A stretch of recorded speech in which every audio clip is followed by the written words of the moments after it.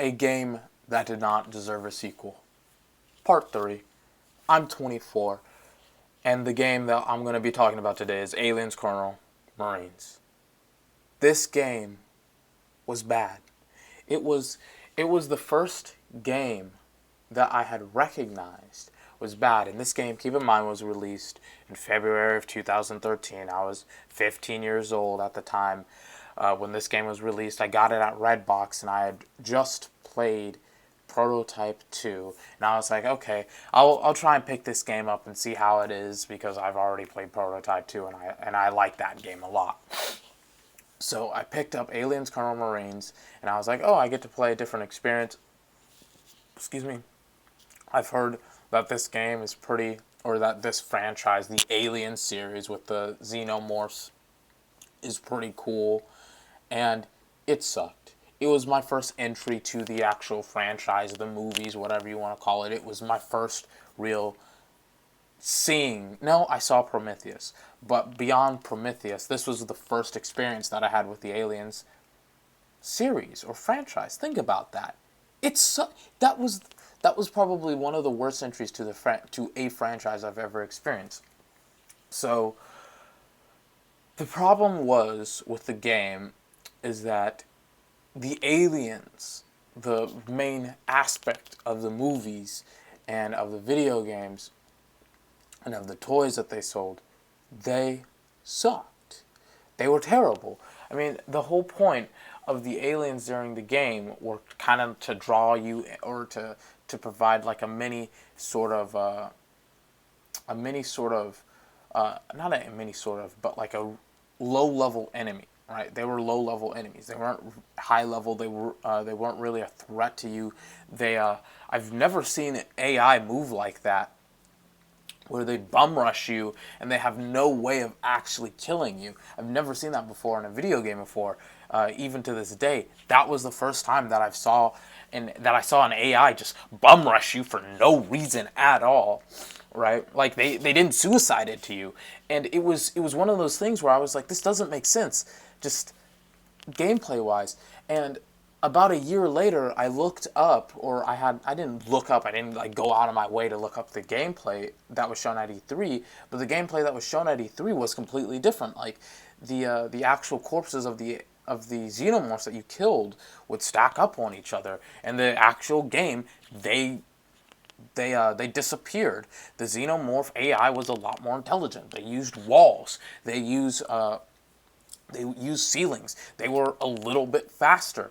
They could actually kind of avoid your bullets, because if you aimed in a certain area, when you look down the sights, you would they would kind of just try and jump out of your way. And this was in the gameplay that they showed at E3 was actually in a corridor. So the AI was a lot more intelligent in E3, and then in the final product, it was terrible. And fortunately, Aliens Isolation was the game that was supposed to be released the year after Aliens Colonial Marines, and it was a lot better. It focused specifically on the horror of the Aliens franchise, even though that there was a lot of backtracking in that specific game. It did a lot to redeem what Aliens Colonial Marines had done. And even though this specific game didn't really deserve a sequel, it got a really good sequel. Not a direct sequel, of course, but it got a good sequel.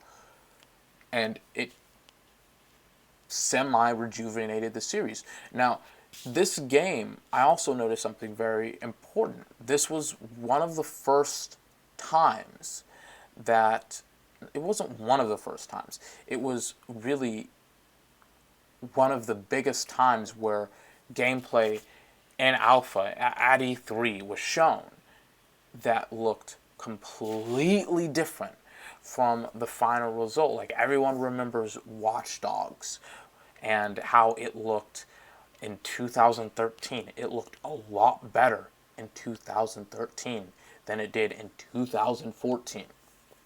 But in 2013, it was already being done by Aliens Colonial Marines. And I was thinking to myself, as I was writing the script for this, I was like, this is where it all started. This is where I started to really, like, pull apart games and really start to to really figure out that not every single game can be fun and should be fun, because there are some pretty bad developers, and there are some pretty, not even developers, there are some pretty bad mistakes that happen with making video games. Specifically, Aliens Colonial Marines. So this kind of popped my cherry when it came to really bad games. I cannot describe to you how bad the game is because I only played less than 2 hours of the game. I don't believe that I should have to play an entire game to fully grasp the the the awfulness of the game. I don't have to play the entirety of the game to really, like, if the game isn't going to impress me in 15 hours, if it's not going to like really show up in that first 15 hours, it will not really have a redeeming factor. Like, unless for some ungodly reason, like in Trails of Cold Steel, the first game, where the first 30 hours are literally just doing these field study task missions, and the next, 50 hours you're doing completely different stuff, which semi-redeems the game, but at the end of the game it was just terrible. But, I mean, if your game doesn't impress me in the first 10 to 15 hours of the game, you're going nowhere at all. That was the problem with Assassin's Creed 3. That is the problem with some very long games. And unfortunately, Aliens Colonial Marines suffered from it.